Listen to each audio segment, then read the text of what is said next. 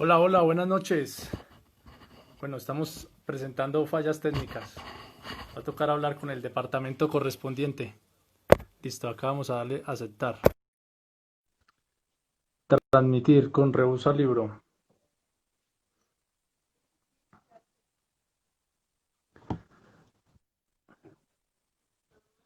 Bueno, estos minutos en televisión son caros, ¿no? Son costosos. Nos tocará pagar.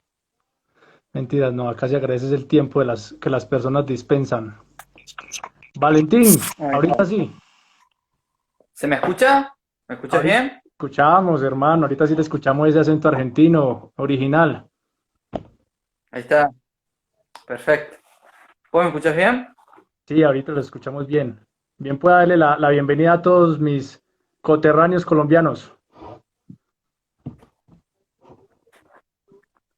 Como te preguntaba, ¿cómo está todo allá por el tema de la pandemia y todo esto?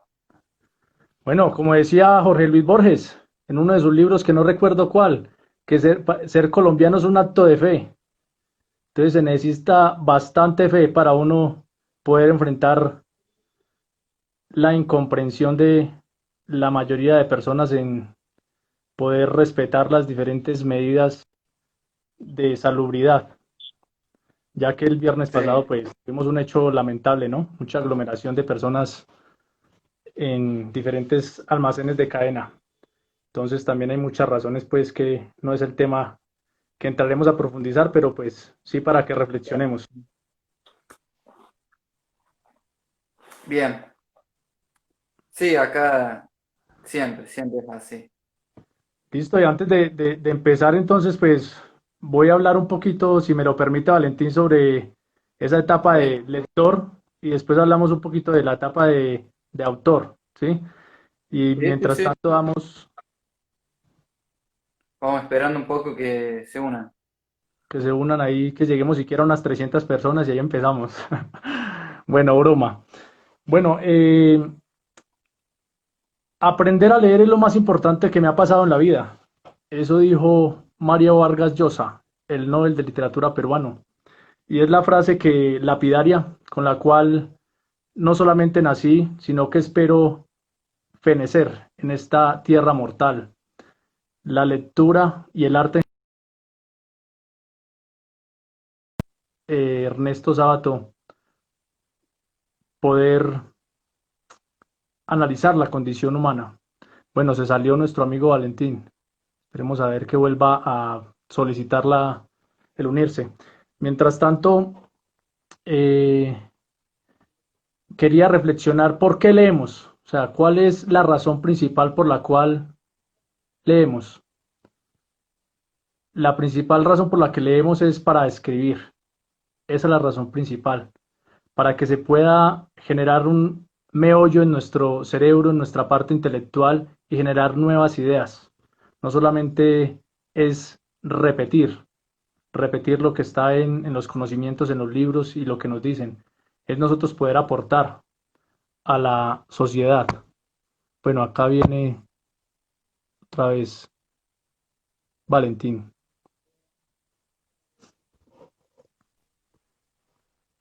Listo, Valentín. Bueno, entonces, como iba Perfecto. diciendo, eh,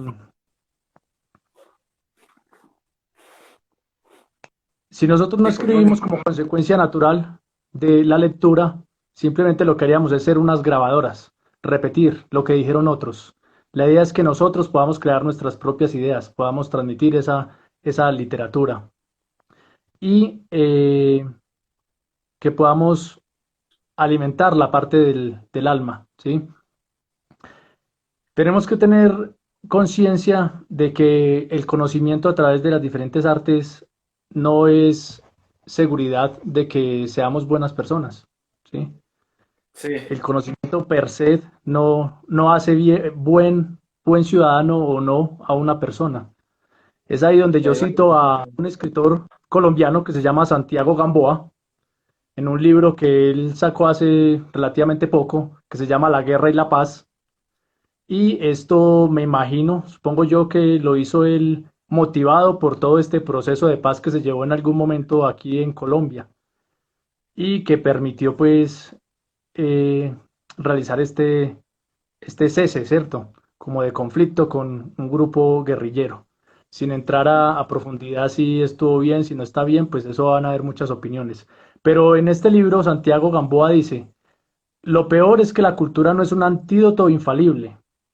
Haber leído libros sabios y conmoverse con el arte o la música no es un blindaje certero contra este cruel principio. Puede evitarlo con ciertos casos, pero su efectividad es variable. Ejemplo de ello es Alemania, una sociedad culta y exquisita como pocas que se entregó en forma mayoritaria y acrítica al genocidio.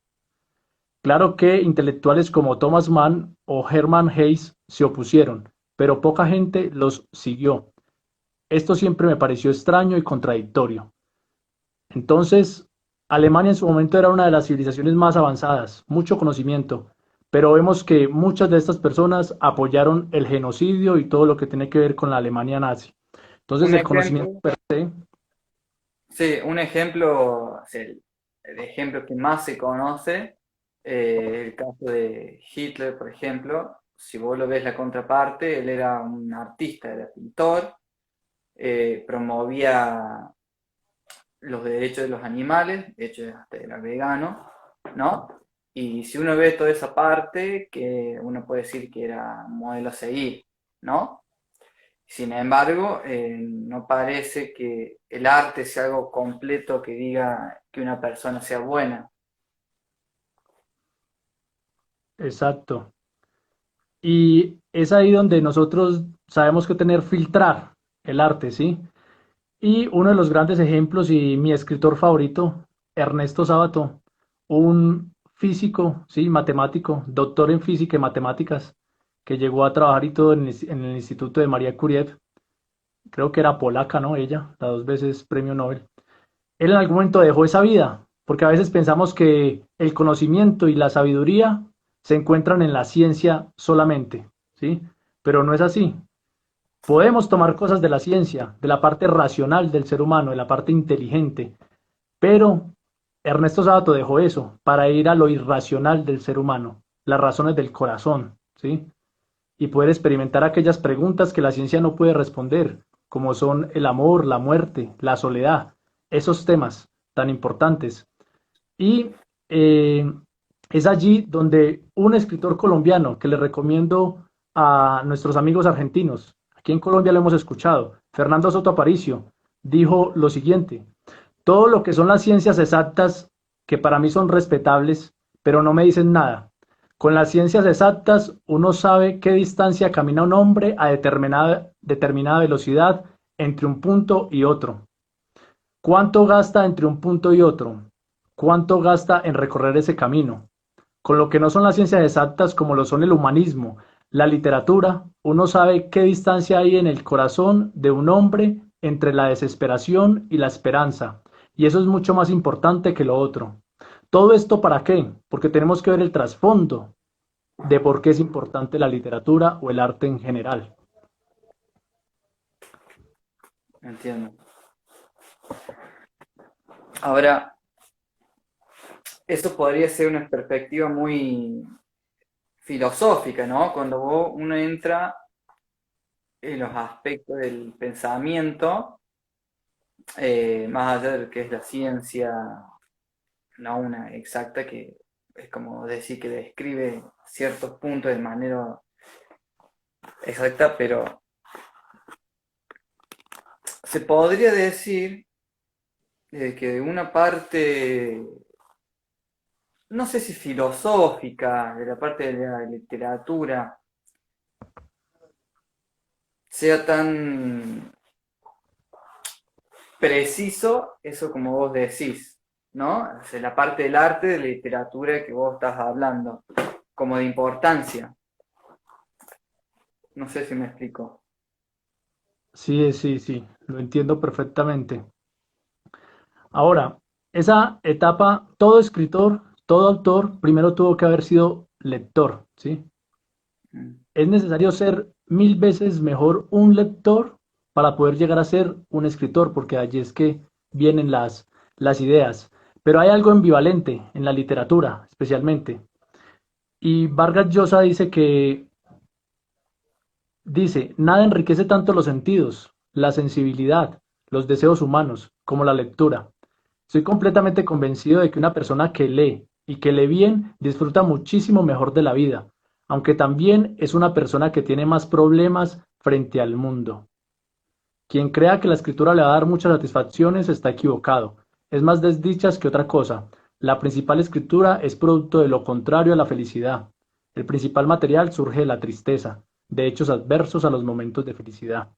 Y es de estas grandes tragedias de la melancolía, de la nostalgia, donde surgen las grandes obras de arte, no solamente en la literatura, lo vemos en la pintura, por ejemplo, Van Gogh y tantos otros artistas, ¿sí? Que esto permite que nosotros podamos filtrarlo y de esa manera adaptarlo a nuestras vidas. Ahora, ya para continuar con esa etapa, Valentín, de autor, de escribir versos, poesía libre, cuando uno está enfocado en un tema, uno ve literatura en todo, en mi caso.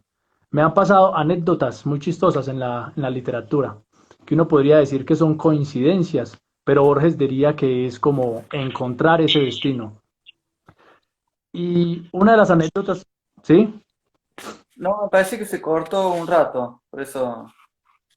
Ahí está. Está bien.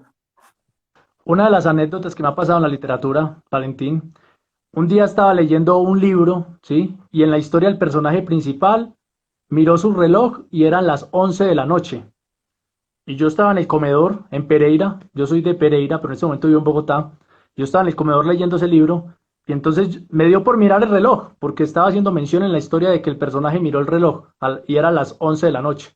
Y yo miré el reloj que estaba enfrente de mí y eran las 11 de la noche. Entonces son anécdotas que uno diría como si yo no las vivo, otras personas no me creerían, ¿sí? Otra de las anécdotas que la literatura le da a uno es, por ejemplo, un día ingresé a un banco, ¿sí? Un banco, una entidad financiera como tal. Y me senté en una silla y al lado mío había otro señor que estaba leyendo. Entonces yo miré qué libro estaba leyendo. Solamente alcancé a ver como la página del libro que estaba leyendo, donde estaba abierto el libro. Y yo estaba leyendo un libro también. Y cuando yo volteé a mirar mi libro, estábamos leyendo el mismo número de página. O sea, diferentes libros, pero Sí. el mismo número de página. Otra experiencia, esa ya fue acá en Bogotá. Estaba en un centro comercial, en un Juan Valdés, que es muy reconocido, sí, por el café colombiano. Y en una mesa al frente, un señor que va frecuentemente a leer allí. Estaba leyendo El amor en los tiempos del cólera.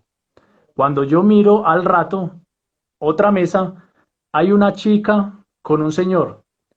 Y la chica sacó algo envuelto en regalo. El señor destapó el regalo y era un libro. Y adivine qué libro era. Sí, vamos a ver el tipo de cólera. El amor en los tiempos del cólera del Nobel Gabo, ¿cierto? Otra experiencia.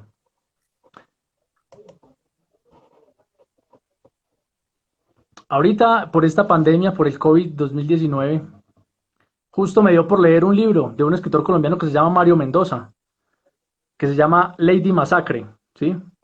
Y justo en una de las lecturas,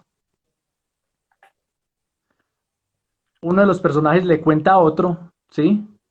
Es un libro de años atrás, pero uno de los personajes le cuenta a otro, le cuenta que en el año 2020 es el periodo donde un ciclo se cerrará, causa de lo anterior, entre otras profecías, como el derretimiento de los polos, extinción de especies, y se menciona que es un año de virus.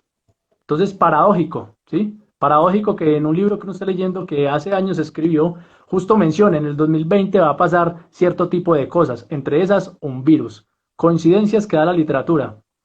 Otra coincidencia con otro libro de Mario Mendoza, escritor colombiano, Scorpio City.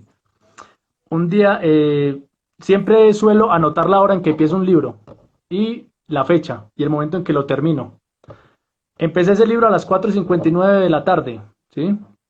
Y días después, cuando terminé ese libro, lo terminé a las 6:59. O sea, lo empecé a las 4:59 un día. Y días después, cuando lo terminé, 6:59, siendo ese 59 coincidencial. Y tal vez es una programación mía, ¿no? Desde que me pasó la primera historia. Yo como, bueno, ¿dónde voy a encontrar Sí, coincidencias, paradojas? el próximo libro va a estar viendo paradojas. Sí, y la última experiencia fue nomás el día de ayer. Por esta semana estaba terminando un libro que se llama el de Cioran. Cioran, un aventurero inmóvil, ¿sí? Que fue un libro que tradujo un profesor de la Universidad Tecnológica de Pereira. Lo tradujo de un escritor que se llama de apellido Balcán, no me acuerdo el nombre. Hizo una serie de entrevistas. Y yo iba ayer, hoy es que, no, el domingo. Yo iba el domingo en Transmilenio, transporte masivo, ¿sí? Y fui a dejar algo por allá en algún lado de Bogotá, ¿sí? Y llevé el libro, pero no leí de ida. De regreso, en algún momento del trayecto saqué el libro, me faltaban pocas páginas, no sé cuántas, pero empecé a leer. Y los trayectos pues son de una hora y media en Transmilenio. Cuando llegué al portal, o sea, al destino final, justo en ese momento estaba terminando de leer o leí la última página del libro. Entonces, otra de las coincidencias. Y básicamente eso es como un abrebocas de la etapa de lector, Valentín. Mm. Entonces, estoy en sus manos, Valentín. Perfecto, vamos. Me encantó todo lo que me contaste. Una de las preguntas que yo te quería hacer, que de hecho la acaba de preguntar un seguidor acá, Mario Orozco, ¿qué lo movió a escribir el libro? Porque vos acá estamos a presentar un libro que escribiste, vamos a ver una serie de poemas tuyos. ¿Y qué lo mueve a ser escritor? ¿No? O sea, ¿qué te movió a vos personalmente? ¿Qué es lo que viste que digas, además de viste, que uno primero empieza a leer y ya después como seguramente le empieza a dar ganas de expresarse, primero lo más común que todo, lo que uno primero hace es expresar sus sentimientos, las emociones, lo que siente, la bronca. Por eso que no sé qué es lo que lo movió y te motivó a escribir. Excelente, sí. Por aquí Florencia González también dice, Valentín, las coincidencias están en todas partes y uno se dispone a verlas. Exactamente, de acuerdo en donde uno se mueva, va a ver lo que le interesa, ¿cierto? Ahora, eh, ¿qué me motivó? Los géneros, de los diferentes géneros que hay, sí, narrativos, dramáticos o líricos. El lírico propio de la poesía, que es como su más representativo. Siempre uno leyendo a los grandes escritores dice que uno no escoge la poesía lo escoge a uno, ¿sí? Mm, Y la diferencia de la poesía a la narrativa, a la novela, es que la poesía tiene que ver mucho con aquella parte irracional, con aquella parte que Ernesto Sabato dice que es más importante en el ser humano. Ernesto Sabato dice, cualquier idiota es inteligente. Y él dice, lo más importante del ser humano es de la mitad hacia abajo, donde está el corazón, donde decimos que está el alma figurativamente, de donde sale toda esa parte irracional. Entonces creo que han sido experiencias en la vida, ¿sí?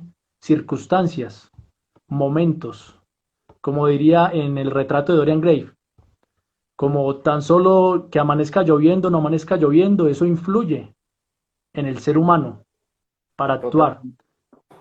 Entonces ha sido un producto de consecuencia natural de leer, ¿sí?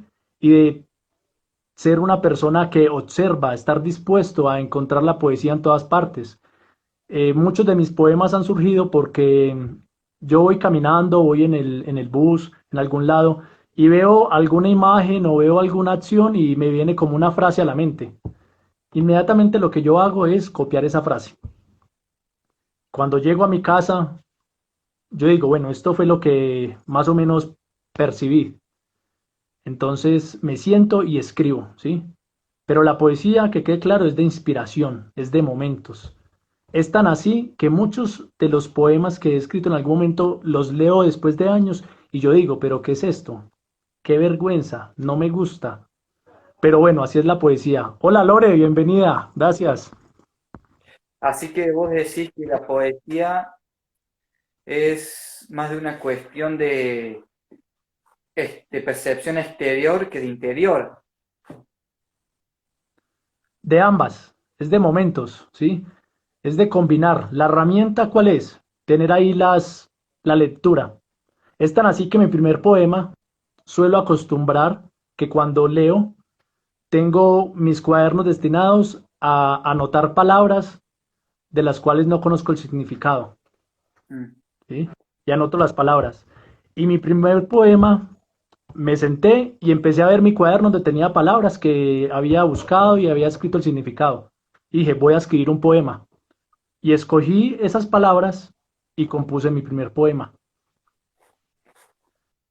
¿Lo Si quieren tenés? lo leemos después. ¿Lo tenés? Lo tengo aquí.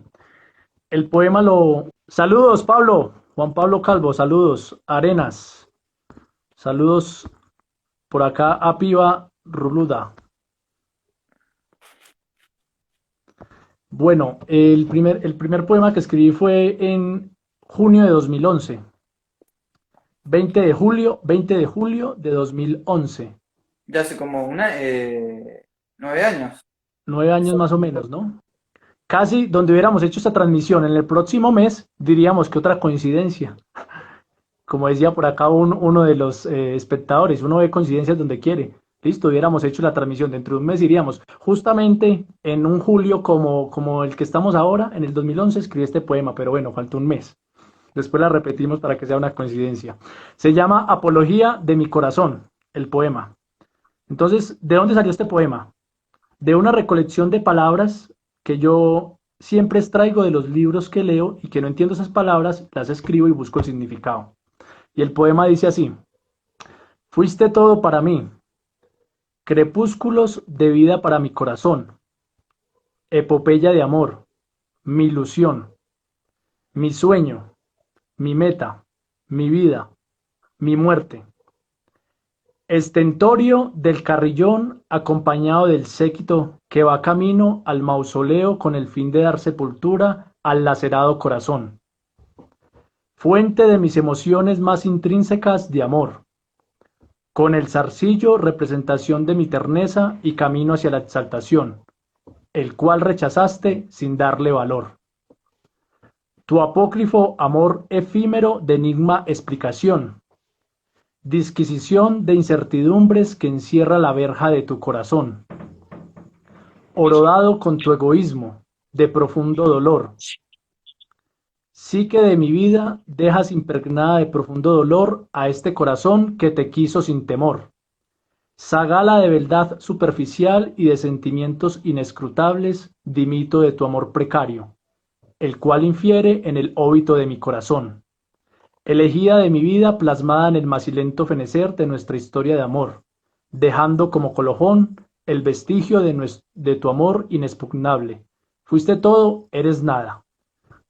Y seamos sinceros, Valentín, muchas palabras ahí que uno dice como esa vaina que yo en este momento lo leo y hay algunas palabras que no sé el significado. Mm. No tengo la memoria de Funes, Funes el memorioso, aquel protagonista del cuento de Borges.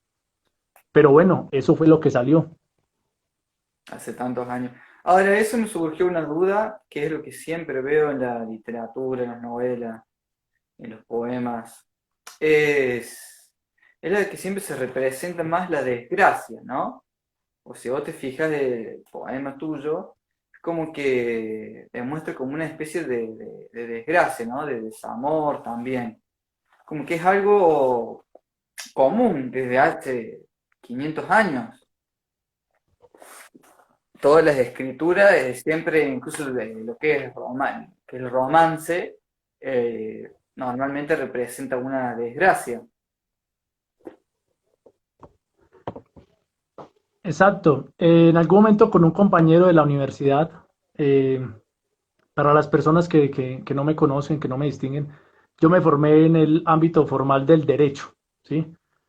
Una carrera muy distante de la literatura que uno diría, bueno, pero ¿por qué derecho? ¿Sí? Sin embargo, muchos de escritores en algún momento fueron abogados, ¿sí? Y después ejercieron la literatura. Y hablaba con un compañero del salón que se llama Daniel Jiménez, que es filósofo, y no me acuerdo en qué libro, si era Platón o Aristóteles, no recuerdo en cuál libro, si La República o no, no recuerdo el libro, pero hablábamos y él me mencionaba que en algún momento los poetas se les impedía el uso a algún lugar, ¿sí?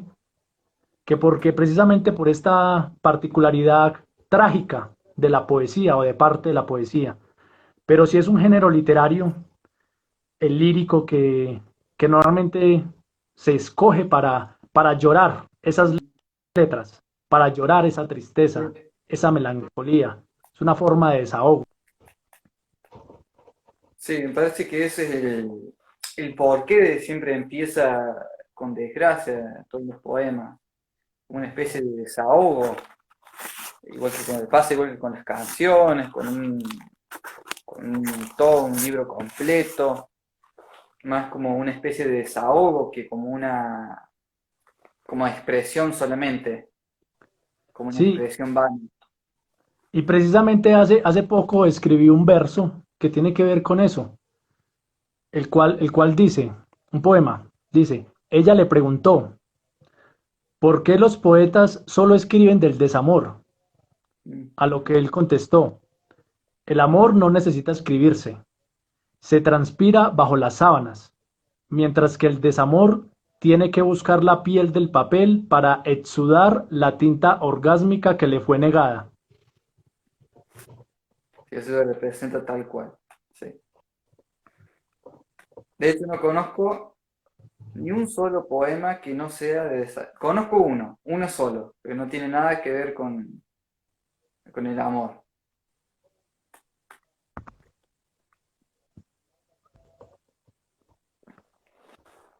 Así que,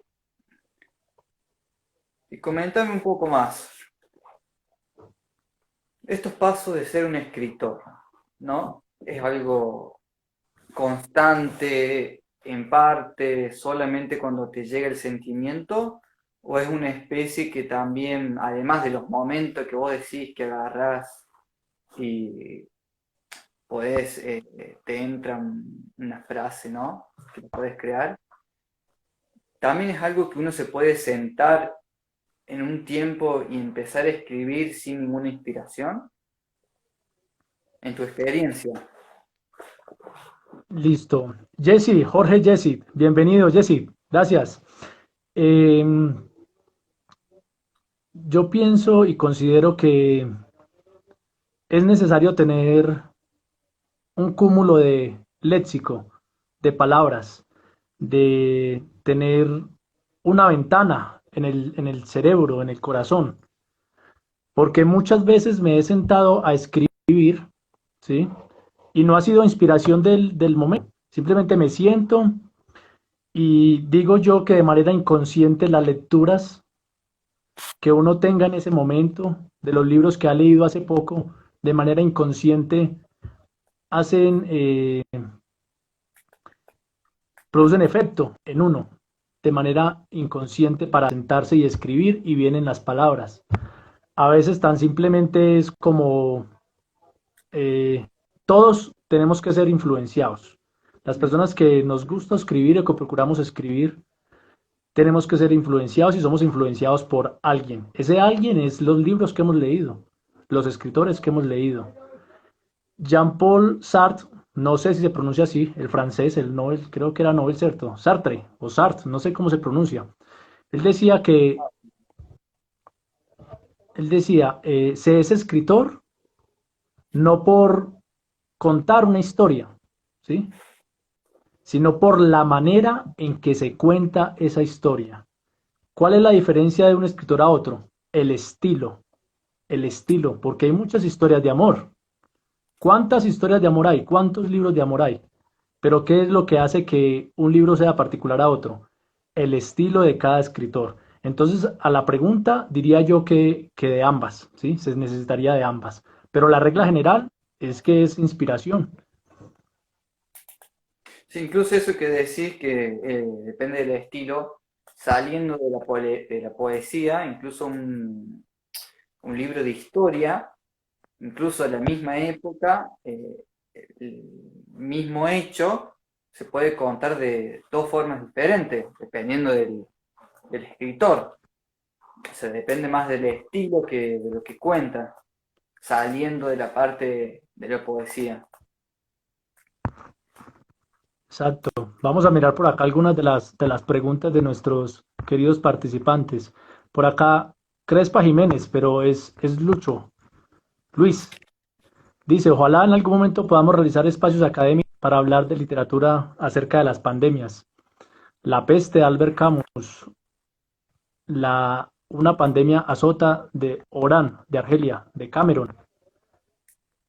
Varios escritos de esos, ensayos sobre la ceguera. Muy buenos escritos, Lucho. Claro que sí, en algún momento hablaremos de eso. Hace poco leía era sobre el sociólogo portugués de Sousa Buenaventura, creo que es el apellido y el nombre. Y él sacó un ensayo sobre el virus ahorita, en razón de esto. Entonces, después a quien esté interesado le doy el nombre de del escritor y leer algún ensayo o algo sobre esto de la peste. Valentín, por aquí nos pregunta Piva-Ruluda,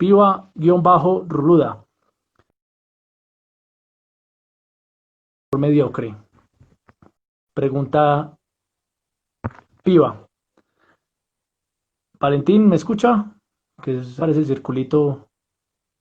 Rehúsa libro, salió. Valentín salió. Esperemos un momentico que vuelva a entrar. Bueno, la pregunta, ¿qué diferencia un buen escritor de un escritor mediocre? Pues la percepción está en el lector. Como decía Octavio Paz, el Nobel de Literatura mexicano, el escritor por sí, per se, no es solo. El escritor lo complementa el lector. El lector es un segundo que escribe, ¿sí? Y la literatura, yo la veo más, el arte, ¿sí? Este tipo de literatura, en lo que pensaba Borges. A ver, démosle la entrada acá otra vez a Valentín en Reusa Libro que se salió. Esperemos que se una. Valentín, listo, ahí ya se unió otra vez. Si hay Estamos respondiendo a una pregunta. Pivo Ruluda preguntaba qué diferencia entre un buen escritor y uno mediocre. Exacto. Valentín, para que alcance a escuchar, yo decía que el proceso de escritura es de dos, no de un escritor, sino como decía Octavio Paz, Nobel de Literatura mexicano. El lector es un segundo escritor, ¿sí? Y para mí lo más importante de la literatura es, como decía Borges, que permita que sea hedónica, es decir, que produzca felicidad, placer. Para mí, la literatura importante o el escritor importante es en el que el momento en que yo me siento a leer me haga sentir feliz. Si un libro, como decía Borges, lo hace sentir a uno pesado, si yo, como decía Borges, si yo leo a Shakespeare y no me gusta, tranquilo, en ese momento Shakespeare no es digno de mí ni yo soy digno de Shakespeare. Puede que en 10 o en 15 años seamos dignos mutuamente de leernos. Caso particular, Don Quijote de la Mancha. Lo empecé a leer en algún momento y llegué hasta una parte. Y por muy famoso que sea, yo lo dejé. Dejé ese libro porque no era feliz. No me sentaba y sentía felicidad. Analizar desde el ámbito formal académico y los expertos y los filólogos y demás, pues eso ya es otro cuento. Pero la principal herramienta o el motivo de leer debe ser que produzca felicidad, que a uno le agrade lo que está leyendo. Bueno, se desconectó otra vez Valentín. Vamos a darle otra vez ingreso acá.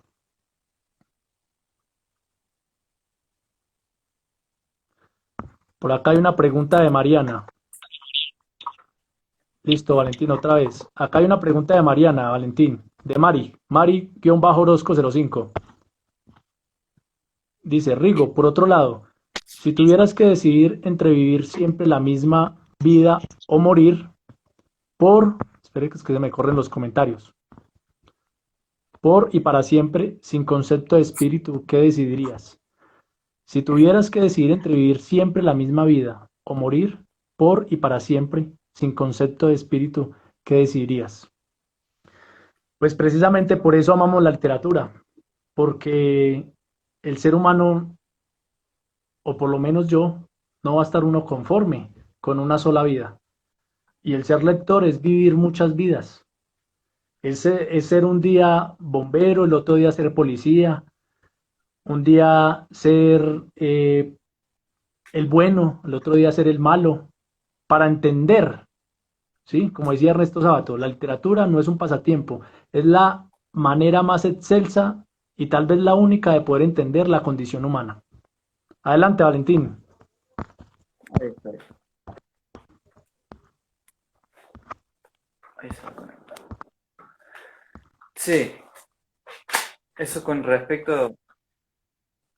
¿A qué te referís con entender la verdadera forma de entender al ser humano desde la parte de la literatura? Me refiero a entender por qué actuamos de una u otra forma, Mm, entender qué es esa definición de amor, de soledad, de muerte, de convivencia, o sea, todo lo que nosotros podamos simbolizar a través de la comunicación por excelencia, que es la palabra, las letras, ¿sí? Entender por qué el ser humano en algún momento puede ser malo, ¿sí? Pero cambiar y repercutir en la sociedad.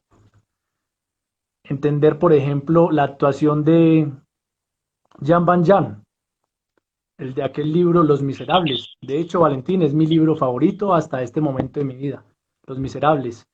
Y quienes hemos leído Los Miserables o hemos escuchado sobre Los Miserables, sabemos que Jean Valjean, me disculpan si lo pronuncio mal, no soy francés, se nota. En algún momento él roba unos candelabros, ¿sí? Y roba unas cucharas de plata de alguien que le ayudó cuando él salió de la cárcel. Y en ese tiempo, mm, en la historia, eran reseñados. Un exconvicto prácticamente tenía su vida arruinada aún después de salir de la cárcel. Y este personaje le robó a Monseñor, ¿sí? Un padre católico, y la policía lo trajo. Y el monseñor le dijo, como no, yo se la regalé. Y le dijo a él después en el oído, le dijo ahí muy pasito, como, he comprado tu alma, ya no perteneces al mal, sino al bien. Y de ahí en adelante en la historia, muchas personas se ven beneficiadas por el cambio que tuvo Jean Valjean, pero en razón a la actuación del otro ser humano, de Monseñor, ¿sí? Del otro personaje. Entonces es entender todo eso. Como una persona que en 40 años es bueno, un día en medio de un éxtasis asesina a otro. mm. Es ahí donde entendemos que un ser humano, me dijo alguien en algún momento, es la suma de todos los hechos de su vida. Pero lastimosamente nosotros solemos juzgar a un ser humano por el último hecho de su vida, y más si ese hecho nos ha perjudicado a nosotros. Ojalá pudiéramos juzgar a alguien por todos los hechos de su vida, hacer ese filtro, ¿sí? Y es ahí donde se combina con el derecho, con la carrera que yo estudié, porque el fin primordial del derecho es poder llegar a impartir justicia, ¿sí? Dar a cada cual lo que le corresponde y las situaciones de tal manera que pueda haber una equidad como tal. Por acá hay una pregunta, Valentín. Sí, Cande Baldín. De, ¿Cuáles son los escritores que han influido en la creación, en su creación literaria? Tus escritores favoritos, que el autor de este libro, opino que debe ser. bueno, yo diría que, espere, yo busco aquí la cita que quería leerles de, para responder esa pregunta, aquí en el computador. A ver, ¿dónde está? Acá. Es paradójico porque yo casi he leído muy poca poesía. En el caso que es lo que yo escribo, poesía, verso libre, ¿sí? Y pues tengo una obra inédita, unos cuantos versos. Si vamos a decir Mm, escritor, no, pues muchos dirían pues que escritor es el que ya publicó y el que tiene 20.000 libros. Pero cada cual busca lo que le conviene. Y paradójicamente mi escritor favorito es Ernesto Sábato y en algún momento vi que él dijo, así uno escriba un solo libro, ya ha cumplido su función de aportar algo a la humanidad. Y lo que dice acá la pregunta de la espectadora, de Valentina, ¿cómo se llama?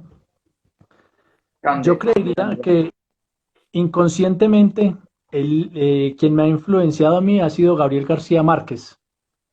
Y propiamente Gabriel García Márquez, el Nobel colombiano, no es que haya sido un poeta, No, él fue más que todo un narrativo, novela como tal y cuento, ¿cierto? Y en algún momento, Valentín, algo paradójico, si nosotros nos preguntamos, ¿cuál es el libro? Si le preguntaran a Gabo, si lo hubiera en su momento cuando le preguntaron cuál es el libro más importante de su obra, ¿cuál piensa usted, Valentín, que una persona del común de nosotros respondería? Nosotros leemos muy diferente, yo me doy cuenta. Yo, por ejemplo, no leo novelas, poesías, yo leo más lo que son científicas, se podría decir, eh, filosóficas también, es lo que yo me tiro más por el lado incluso de los negocios, es lo que más. Si es, por ejemplo, un libro de ciencia, que podría decir que me encanta a mí, que lo recomiendo, es muy fácil de leer, es Una breve historia del tiempo de Stephen Hawking, que es físico, como también su físico y más o menos escritor, podría decirse, que cuenta nada más ni nada menos el nacimiento del universo y algunas que otras cosas. Muy fácil de leer, parecía casi increíble leer un libro de ese físico, pero la verdad que lo hizo de tal forma que se pueda absorber fácil, digamos. Eso. Eso como de la parte física. Después de la historia, hay un libro que te cuenta la historia de la humanidad, toda la historia de la humanidad, incluso desde antes de ser humano hasta ahora, que es Sapiens, una breve historia la humanidad. El autor se llama Yuval Harari, un israelí. Muy buen libro, muy buen libro. O sea, empezás a Me, me- descubrir, empezás a descubrir cosas del pasado de uno, de que no parece real. Eso. muy paradójico porque me acordé de una frase chistosa de este autor, ¿cómo es? Stephen Hawking, ¿cómo es? Él se pronuncia. De él que decía, entender el universo, los hoyos negros, entender el universo, muy fácil. Difícil entender las mujeres, decía él me imagino yo que de manera jocosa, ¿no?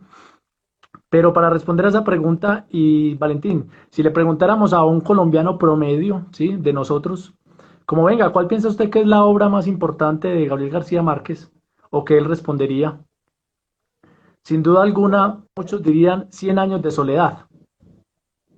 Es el que más se conoce, pero yo creo que la obra de uno me parece que son todas.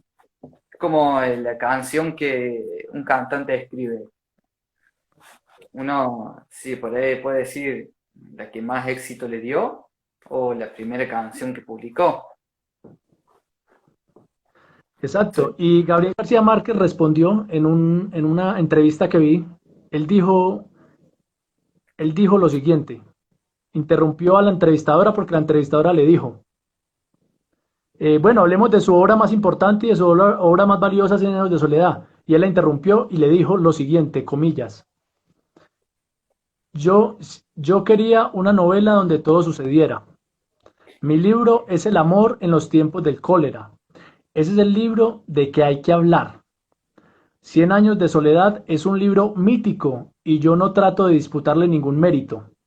Pero El amor en los tiempos del cólera es un libro humano con los pies sobre la tierra de lo que somos nosotros de verdad. Entonces, esa condición humana. Y ahí respondo a la pregunta de la persona, ¿cierto? De nuestra querida espectadora.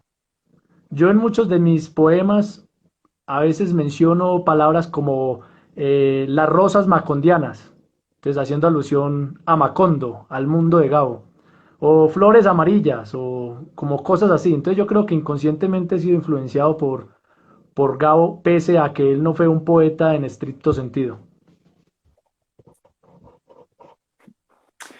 Acá hay tipo una pregunta que quería leer. Acá yo le hago la pregunta que es para usted, Valentín, no se me escapa.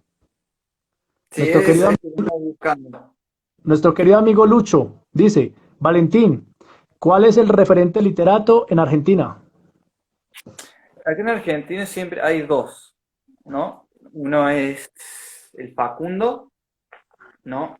Que acá en Argentina, para que se entienda un poco allá en Colombia, siempre en toda la historia se hubo como dos bandos, ¿no? De argentinos peleándose uno entre otros, ¿no? Siempre hubo dos bandos. Y se hicieron dos libros, uno es el Facundo, se llama, en el que justamente se habla de un bando como muy opositor, pero siempre son como, no sé cómo explicarlo.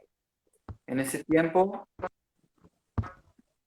había en el libro que explica una parte en que se luchaba todavía por la Argentina que no estaba hecha, ni que todavía quería matar a los indígenas, aborígenes, toda esa parte, a los nativos, ¿no? Y había una parte que explique, toma esa parte del nativo como enemigos, ¿no? Y toma a los argentinos como héroes. Y después hay otro libro, que no me acuerdo cómo se llama, que ahí te digo,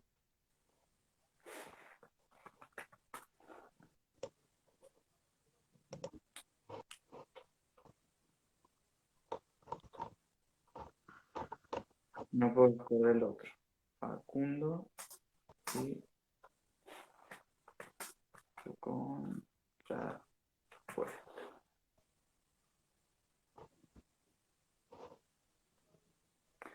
Bueno. Y en otro que toma como a los argentinos, como al argentino, al mayor, el que dirige todo, como el malo incluso, ¿no? Como que despoja a todos a quienes sirve el propio argentino y toma como bueno a quienes los ayuda, que sería parte de los indígenas, aborígenes y los nativos. Así que podría tener dos referentes literarios en este caso, que uno sería Facundo y el otro, que es el mismísimo, no me estoy acordando ahora, el Martín Fierro, no sé si lo conoce. El Martín contraparte de Facundo, como cada libro se pelea con el otro, uno dice cosas totalmente, que es como más, e incluso que te gustaría, no sé si alguna vez lo leíste, pero no es un libro, es un libro, pero es un poema. Es un libro que está escrito en verso. Está todo el tiempo escrito en poema Está y la escuchando un forma en poco que está. entrecortado, ¿no? ¿Se Parte escucha de... bien? Perfecto. Martín Fierro es un libro que es solamente puro poema. No hay como una parte en la que es como una novela común como se lee ahora. Eso yo creo que te gustaría mucho. Es más, de acá que se conoce Martín Fierro, es parte del gaucho, como un hombre del campo, ¿no? Un hombre del campo que va, se une a la milicia y después lo despojan. En cambio, Facundo es casi totalmente lo contrario, ¿no? Como que va más del lado que la milicia y la buena. Pues no hay un libro como referencia, hay dos. Eso depende de quién le pregunte. Entonces, contestando más o menos, porque quería que se entendiera la parte histórica nuestra, en la que nosotros tenemos como dos bandos, siempre hubo dos bandos, y el libro el que más representa, y no, hay como dos libros. Muy bien. ¿Qué otras preguntas tenemos por ahí, Valentín? Ahí me voy fijando. Por acá, mientras Valentín encuentra una pregunta, quisiera hablarles un poco sobre el título de mi poemario. Se llama Recordis, ¿sí? Y es, es la palabra latina de lo que conocemos en castellano como recortar, ¿sí? Recordis significa volver a pasar por el corazón. Entonces la idea de estos poemas es que al ser recitados, al ser escritos, se vuelva a pasar por el corazón. Y eh, paradójico porque Sábato decía, recordar consiste en construir futuros recuerdos. Y justamente esta semana estaba viendo una conferencia neurocientífico. Hay unos videos muy buenos que salen en YouTube de BBVA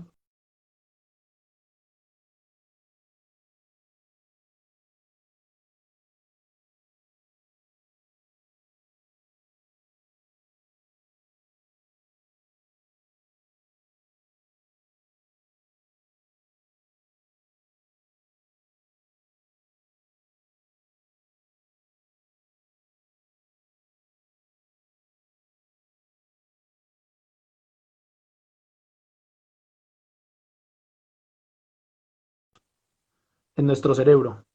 Dice que yo mañana puedo decir como sí, ayer estuve en una charla con Valentín desde Argentina, pero dentro de un año, cuando alguien me pregunte qué pasó hace un año, yo voy a decir, estuve en una charla con Valentín, pero este científico dice que debemos a agregar información a los recuerdos. Por lo tanto, esos recuerdos que pensamos que tenemos de manera fotográfica en nuestro cerebro va a tener parte de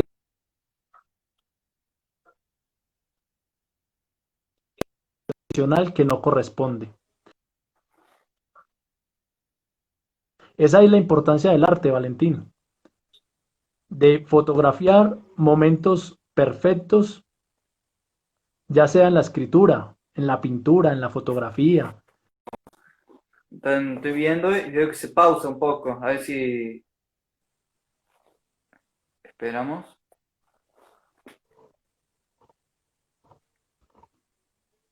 Ahí está, ¿anda bien? Sí, ahí lo escuchamos bien. Yo por lo menos lo escucho bien, sí. Sí, ahí me dice que se pausa un poco. Bueno, ¿puedes retomar la última parte? Porque se anda pausando.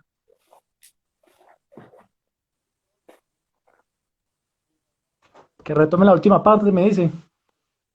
Sí, sí, sí. Que la Listo, parte que... sí, explicaba que paradójicamente el título de mis poemas se llama Recordis, volver a pasar por el corazón. Y sin saberlo, más adelante, o sea, esta semana, vi a un neurocientífico, o sea, doctor en algo, es doctor en algo, o sea, un PhD se argentino, corta. y él decía que nosotros no tenemos cajita de recuerdos en el cerebro, Mm. que dentro de un año, Valentín me puede decir, ¿usted recuerda qué pasó hace un año? Yo le digo, sí, yo me reuní con Valentín, y Valentín me dice, cuénteme más detalles, y yo voy a seguramente atinar algunas cosas, pero el cerebro tiende a Sí, a ver, crear, ir poniendo partecitas. ir poniendo, él decía, el cerebro es Mm. perezoso, entre comillas. El cerebro, la finalidad es hacerlo feliz a usted. Entonces el cerebro no se coloca a discutir con usted y a decirle, no, es que usted no se acuerda, no, le trae algo a la... Entonces Mm. es ahí donde yo digo que es importante el arte, porque el arte sí permite retratar algo tal como sucedió, ¿sí? Pese a que, por ejemplo, Ernesto Sábato decía, hay cosas que solamente podemos transmitir a través de la pintura, como hay cosas que solamente podemos transmitir a través de la escritura, ¿sí? Hay vivencias que solamente pueden terminar en un lienzo, mientras que hay otras que solo pueden terminar en la escritura. Son lenguajes diferentes y sabemos que él era pintor y escritor. Entonces, una cámara fotográfica, el escribir, permite que podamos retener en el tiempo aquellos momentos que consideramos importantes para nuestra vida y poderlos evocar años después de una manera, si bien no va a ser certera 100%, porque al transmitir algo en un papel o en una pintura hay Sí, un se ve con la proceso. percepción de uno. Mm. Sí, siempre las cosas se ve con la percepción de uno. Incluso,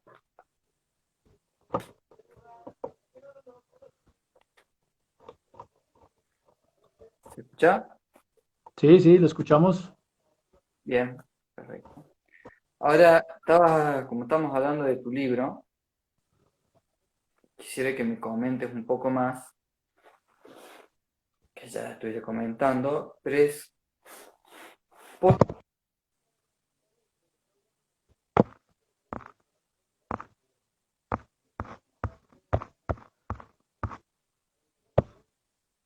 Se cortó. Se cortó la comunicación y aquí está sangrando. Quedó cargando el video y audio de nuestro amigo Valentín. No, no veo los comentarios acá.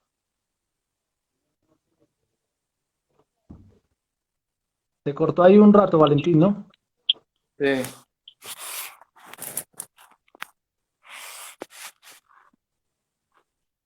Ahí está. Que eso le estaba preguntando por qué uno, y vos como escritor, hace un libro, ¿no? ¿Por qué no deja solamente versos escritos por separado en toda parte? Pues básicamente yo tengo es una obra inédita. Mm, Sencillamente no he tenido el dinero para ir a una editorial y publicarlo en tal editorial. Sin embargo, tengo registrada los derechos de autor, ¿no? Puede que no le guste a mucha mm, gente, pero habrá uno o dos, por lo menos un familiar de uno, que siempre son los que tienen más misericordia, con quienes hacemos ciertos tipos de actividad artística, lo cual no es objetivo, ¿no? No es objetivo nunca preguntarle a un familiar o a un amigo qué piensa sobre alguna producción artística, porque hay sentimientos involucrados. ¿Por qué no dejar poemas regados? Pues no sé, porque me parece más sencillo tener la compilación allí junto en un libro y la manera tradicional, aunque a veces hace años tenía la costumbre de escribir poemas en hojitas y las sí. utilizaba como separadores en los libros. Y por ahí de vez en cuando me encuentro una hojita separando un libro con un verso que escribí en su momento. Entiendo. Y por ejemplo, yéndonos a otros escritores, ¿por qué crees que otro decide poner todo su material en un solo lugar y no dejarlo, o hoy en día, ¿no? Que hoy tenemos redes sociales, Twitter sobre todo, que sería el lugar más adecuado para un poema, ¿no? Por la forma de escribir, que de hecho Twitter es un ambiente casi hostil, se puede decir, que iría más con el desamor. ¿Por qué uno no simplemente, siguiendo la tradicionalidad de ponerlo en papel, por qué no hacerlo por redes sociales, por ejemplo? Ahí me viene a la mente eh, el poeta uruguayo Mario Benedetti. Tenemos que se conecte acá un momentico Valentín, que está fallando la comunicación, para que escuche la respuesta.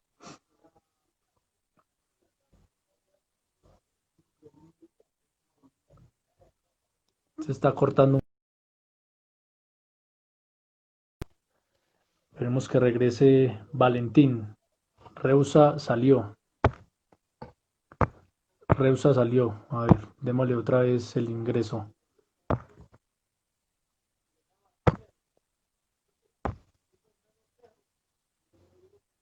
Démosle el ingreso acá a Reusa Libro.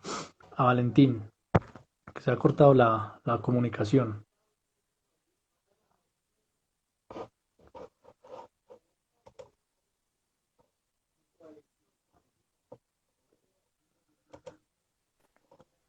Sí, Listo. Listo, Valentín. Ya volvió. Listo. La pregunta es, quedan 26 segundos. Me avisa acá el Instagram que quedan 26 segundos. Entonces, dice que Mario Benedetti, por ejemplo, él decía, la poesía la escribo directamente de mi mano al papel, porque hay una conexión que solo la poesía permite que se haga a través de esa manera. Como otros pensarán que puede hacerse a través de formas virtuales, ¿no?